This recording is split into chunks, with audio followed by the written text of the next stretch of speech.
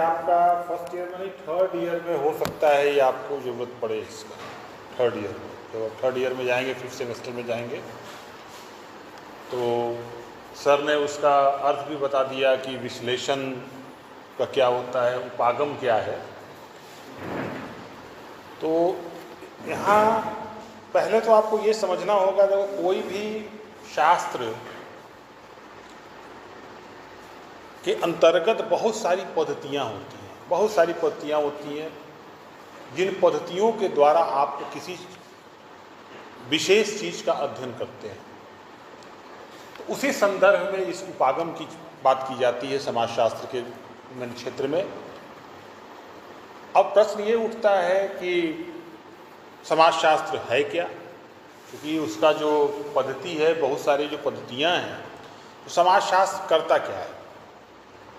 एकदम सरल भाषा में समाजशास्त्र सामाजिक विज्ञान की वह शाखा है जो समाज की संरचना का अध्ययन करता है। यानी इस सोसाइटी में हम रहते हैं और दूसरे लोग रहते हैं, चाहे वो हमारा समाज हो, कहीं दूसरे जगह का समाज हो, उस समाज के अंदर जो व्यक्ति रहते हैं, जो भी और व्यक्तियों के बीच में जो संबंध बनता है और उन संबंधों में जो उठा पुटक चलता रहता है, उथल पुथल, उसका क्या प्रभाव पड़ता है समाज के ऊपर, तो उन सारी चीज़ों का अध्ययन जो है समाजशास्त्र करता है।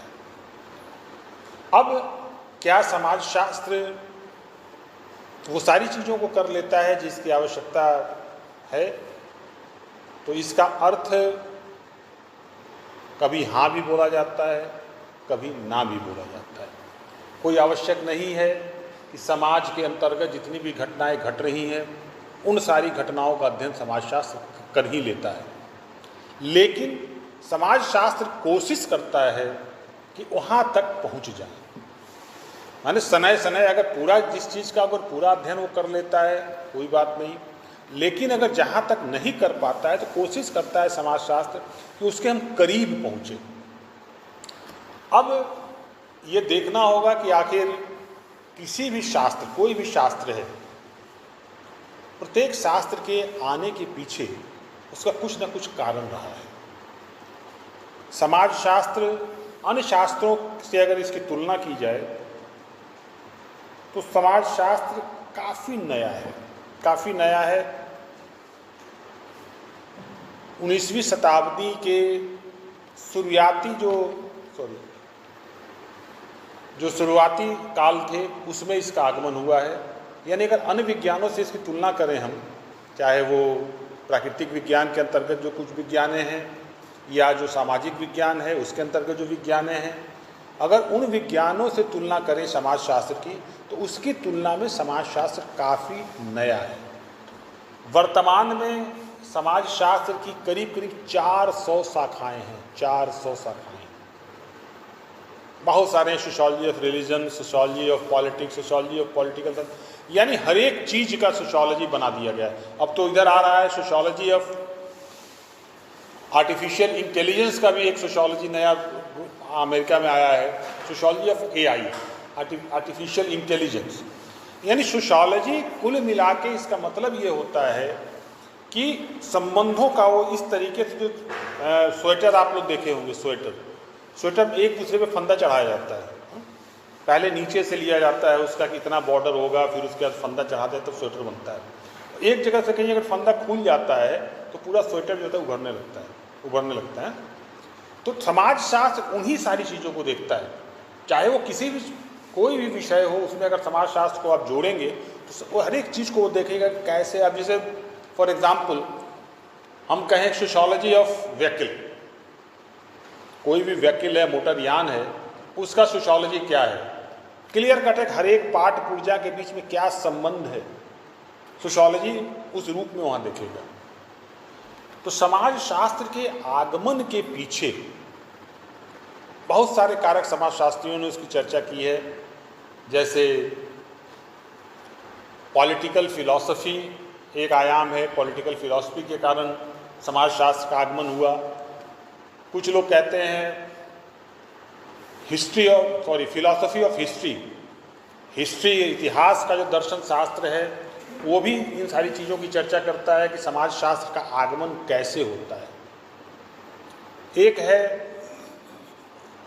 कुछ लोग कहते हैं कि विज्ञान के क्षेत्र में जो इवोल्यूशन की थियरी आई, उत्विकास के जो सिद्धांत आया, उस उत्विकास के सिद्धांत का भी प्रभाव पड़ा समाजशास्त्र के आगमन में।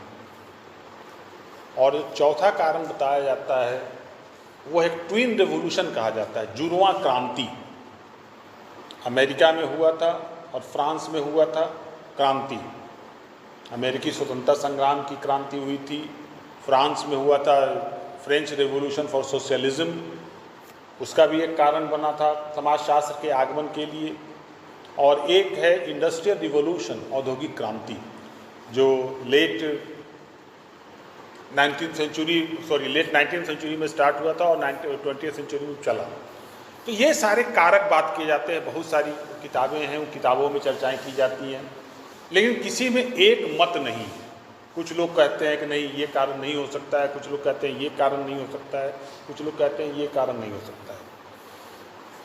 मूल रूप से जो पॉलिटिकल फिलॉसफी है, जो राजनीतिक दर्शन शास्त्र है जिसको लोग कहते हैं फिलॉसफी, उसके अंतर्गत अगर हम देखते हैं तो कुछ दार्शनिक ऐसे थे जिन दार्शनिकों ने ये चर्चाएं आरंभ की कि हमारे सामने सारे शास्त्र हैं, हमारे सामने भौतिक शास्त्र है, हमारे सामने रसायन शास्त्र है, हमारे सामने नक्षत्र विज्ञान है, सारे विज्ञान हैं, परंतु समाज का अध्ययन करने के लिए कोई भी शास्त्र नहीं। उस समय तक कोई भी समाज शास्त्र नाम का चीज नहीं था।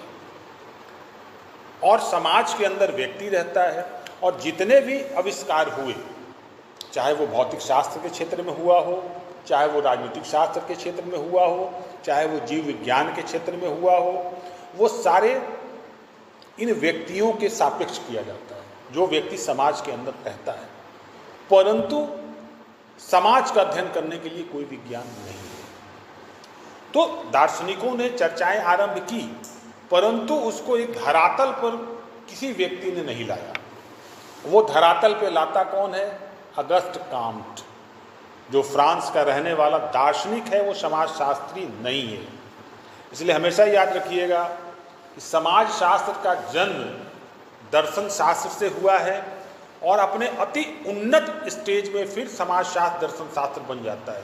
यानी एक तरफ दर्शन शास्त्र, दूसरे तरफ दर्शन शास्त्र, बीच में समाजशास्त्र चलता रहता है। स्टार्ट हुआ दर्शन शास्त्र से, और जब अपने एडवांस स्टेज में पहुंचेगा समाजशास्त्र तो वो फिर दर्शन शास्त्र में कन्वर्ट हो जाता है। जैसे यहाँ के सिलेबस में नहीं, बहुत सारे जो बड़े बड़े विश्वविद्यालय हैं विदेशों में, समाजशास्त्र फिलॉसफी के अंतर्गत पढ़ाई जाती है, दर्शन शास्त्र के अंतर्गत पढ़ाई जाती है। हम लोग तो जो पढ़ते हैं वो सामाजिक विज्ञान है, समाज अध्ययन है, समाज सोशियोलॉजी उस रूप में नहीं है जिस रूप में सोशियोलॉजी की चर्चा की जाती है। तो अगस्त काम्ट को इसलिए कहा जाता है कि अगस्त काम्ट ने पहली बार इस बात की चर्चा की कि हर एक समाज की एक अपनी संरचना होती है, और संरचना के साथ साथ समाज में परिवर्तन होता है। तो पहला शब्द उसने जो प्रयोग किया था वो था सोशल फिजिक्स। आपको बड़ा आश्चर्य लगेगा सुन के कि समाजशास्त्र में फिजिक्स कहाँ से आ गई। तो फिजिक्स एक ऐसा शास्त्र है, भौतिक विज्ञान, जो किसी भी वस्तु के दोनों अवस्थाओं का अध्ययन करता है। उसके विरामावस्था का भी अध्ययन करता है और उसके गत्यावस्था का भी। यानी जैसे ये टेबल है, ये स्थिर है, तो भौतिक शास्त्री जो होंगे वो बताएंगे कि आखिर ये स्थिर क्यों है, इस पे कौन सा बल लग रहा है जिस कारण से यहाँ पे खड़ा है, और इसमें अगर जोर से धक्का मार दें तो ये गिर जाएगा, गिरेगा। तो भौतिक शास्त्र जब उस ये अपने स्टैटिक स्थिति में है, स्थितिक अवस्था में है, उसका भी अध्ययन कर रहा है, और जब गिर रहा है उसका भी अध्ययन कर रहा है। तो यानी कि गतिशीलता का भी अध्ययन करेगा और स्थिरावस्था का भी करेगा। समाजशास्त्र को उसने कहा, अगस्त काम्ट ने, सोशल फिजिक्स। सोशल शब्द को आप किनारे कर दी, फिजिक्स को आप एक तरफ देख लीजिए। फिजिक्स में क्या है कि वो स्थिरावस्था का भी अध्ययन कर रहा है और गत्यावस्था का भी अध्ययन करता है। उसके साथ आप सोशल जोड़ दीजिए। सोशल का मतलब होता है सामाजिक, यानी वो एक ऐसा विज्ञान जो समाज की स्थिरता का भी अध्ययन करेगा और समाज की गतिशीलता का भी अध्ययन करेगा। तो उस रूप में उसने सोशल फिजिक्स कहा, लेकिन आगे चल के बड़ी आलोचनाएं हुई।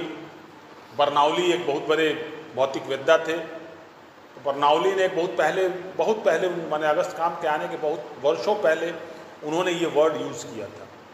तो जब आलोचनाएं होने लगी तब उन्होंने क्या किया, अगस्त काम ने उस फिजिक्स का शब्द को हटा दिया अपने डिक्शनरी से। कहा कि नहीं, ये है सोशियस लॉगस। सोशियस का मतलब दो शब्द से मिलकर बना है, ग्रीक और लातिन भाषा का ये शब्द है। सोशियस है ग्रीक भाषा और लोगस है लातिन भाषा।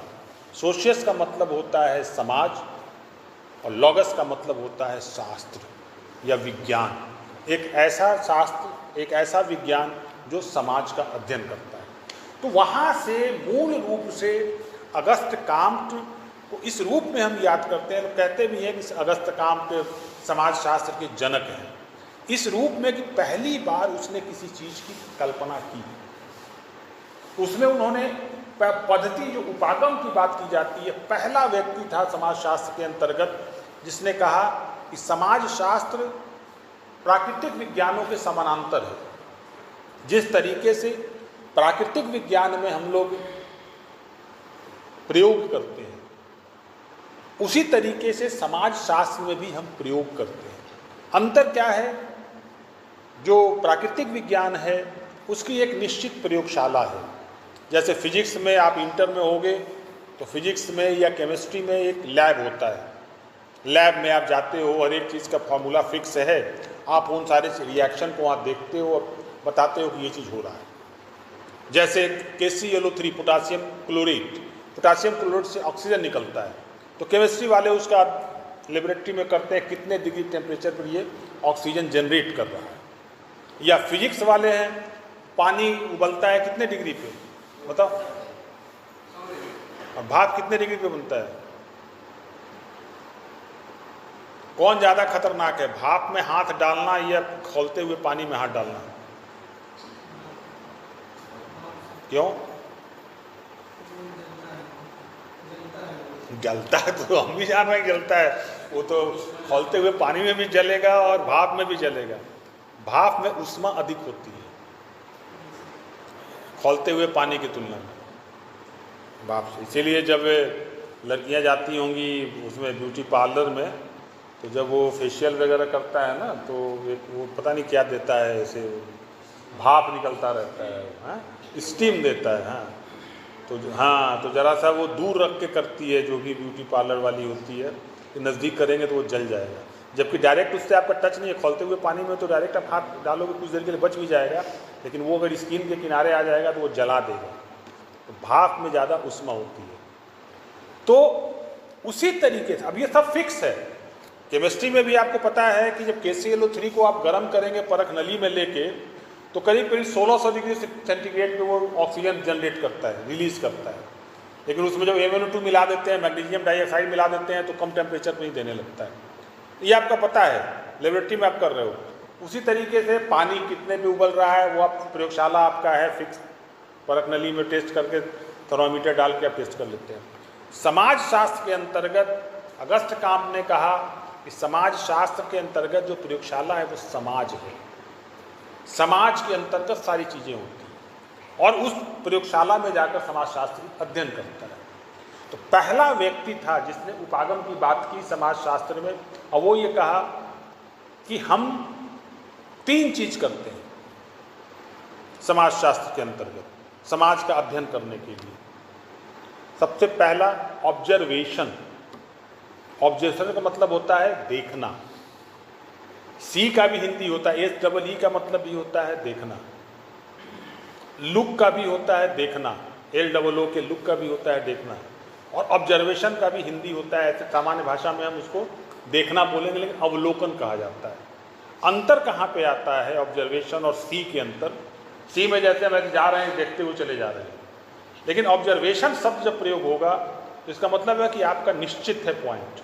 जैसे अर्जुन से जब पूछा गया था कि क्या दिखाई दे रहा है, उसके गुरु जी द्रोणाचार्य ने पूछा कि क्या दिखाई दे रहा है। कुछ लोगों ने कुछ कहा, अर्जुन ने कहा कि मुझे उसकी आँख दिखाई दे रही है। यानी वो धनुर्धर था बहुत बड़ा, तो उसको था कि अपने निशाना को हमको ये करना है कि आँख पे ही मारेंगे। तो ऑब्जर्वेशन का मतलब होता है कि आपका निश्चित है आपको क्या करना है वो आप देख रहे हैं, पहला। दूसरा होता है कंपैरिजन, तुलना। तुलना करना, जैसे दो लोगों का अध्ययन, समाज के दो तरह के समाज का अध्ययन करना है हमको। एक समाज को हमने देख लिया तो कैसे पता चलेगा कि ये समाज सब कुछ सब ढंग से सही है, जब तक आप उसका तुलना किसी से नहीं कराओगे। तो उसने कहा कि दूसरा स्टेज होता है तुलना, कि आप एक दूसरे से तुलना कराओ। और तीसरा स्टेज होता है कंक्लूजन, निष्कर्ष। तो आप निष्कर्ष देते हैं। तो समाज शास्त्र में जो सबसे सरल भाषा में जिस व्यक्ति ने पहली बार किसी भी उपागम की बात की वो था अगस्त काम्ट। अब और पीछे चले जाइए, अगस्त काम्ट से पीछे जाइए। दो फिलॉसफर थे, बहुत बड़े फिलॉसफर थे दो। एक का नाम था अबे डी शांत पियारी और एक का नाम था जेएम बैटिस्टा विको। अगस्त काम्ट के जो गुरु थे जिनसे वो प्रभावित थे उनका नाम था संत साइमन। और संत साइमन किनके शिष्य थे? अबे डी शांत पियारी का। माने अबे डी शांत पियारी, उसके बाद संत साइमन, उसके बाद अगस्त काम्ट। तो अबे डी शांत पियारी का ये कहना था कि जो भी समाज है वो समाज में हमेशा स्टेबिलिटी होती है, स्थिरता होती है। यानी उनका ये कहना था कि समाज में किसी भी तरह का विध्वंसात्मक डिस्ट्रक्टिव एलिमेंट नहीं होता है, विध्वंस करने वाले तत्व नहीं पाए जाते हैं और समाज चलता रहता है। तो चूंकि अबे डी शांत पियारी ने कहा, उसी बात को कैरी किया उसके शिष्य संत साइमन ने। और संत साइमन का शिष्य था अगस्त काम्ट। तो अगस्त काम्ट ने भी उसी चीज़ को कैरी कर लिया। उसने कहा कि समाज में स्थिरता होती है, समाज सब कुछ स्मूथली चलता रहता है। दूसरी जब आप उससे देखते हैं जेएम बैटिस्टा विको का, जेएम बैटिस्टा विको ये कहता है कि समाज है, उसकी एक अपनी संरचना है, परंतु समाज के अंतर्गत भी, प्रत्येक समाज के अंतर्गत कुछ विध्वंस वाले तत्व पाए जाते हैं, यानी डिस्ट्रक्टिव एलिमेंट होते हैं। जैसे सर अभी आप लोगों को जो इंट्रोडक्शन दे रहे थे तो सिंथेसिस शब्द एक वर्ड सर ने यूज किया था। तो जेएम बैटिस्टा विको का ये मानना था कि समाज है, समाज के अंदर कुछ विध्वंस के तत्व पाए जाते हैं। अब वो विध्वंस के तत्व आगे चलकर आपस में टकराते हैं और समाज एक दूसरे स्वरूप में जन्म ले लेता है। तो अब जेएम बैटिस्टा विको का जो शिष्य था वो था फ्रेडरिक हीगल, जिसको कहा जाता है कि मार्क्स के ये गुरु थे, फ्रेडरिक हीगल। फ्रेडरिक हीगल ने पहली बार थियरी ऑफ थीसिस स्ट्रगल की बात की थी, जिसमें कहा था थीसिस, एंटीथेसिस, सिंथेसिस। यानी प्रत्येक समाज के अंतर्गत तीन चीज होते हैं। थेसिस, उसको ऐसे आप देखिए, अच्छा करने वाला, ठीक। एंटीथेसिस, खराब करने वाला। जैसे बैटरी में आप देखते हो एक तरफ प्लस लिखा होता है और एक तरफ माइनस लिखा होता है सेल पे, तो एक को प्लस मान लो, दूसरे को माइनस मान लो। और जो सिंथेसिस होता है, संश्लेषण जिसको कहते हैं, वो दोनों में जब टकराव होगा और जो नया चीज पैदा लेगा वो सिंथेसिस कहलाएगा। तो हीगल ने इस बात को कहा। तो वहाँ पे पहली बार किसी ने चर्चा की कि समाज के अंतर्गत संघर्ष होता है, बिना संघर्ष के समाज में परिवर्तन हो नहीं सकता। और उसका जो शिष्य आगे हीगल का हुआ वो हुआ कार्ल मार्क्स। कार्ल मार्क्स का नाम आप लोगों ने सुना है? कौन था कार्ल मार्क्स?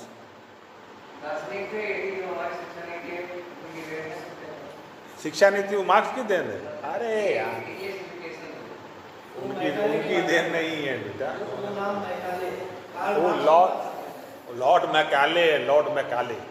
कार्ल मार्क्स बहुत पहले का है ना। कार्ल मार्क्स बहुत बड़े फिलोसोफर, इकोनॉमिक्स, पॉलिटिकल साइंटिस्ट, क्या नहीं थे वो, सब कुछ थे वो कार्ल मार्क्स। तो कार्ल मार्क्स क्यों फेमस हो गए? उनका ऐसा सिद्धांत बहुत कम उम्र में, तुम लोगों के उम्र में उन्होंने एक बहुत बड़ा सिद्धांत दे दिया था, हिस्ट्री ऑफ क्लास स्ट्रगल,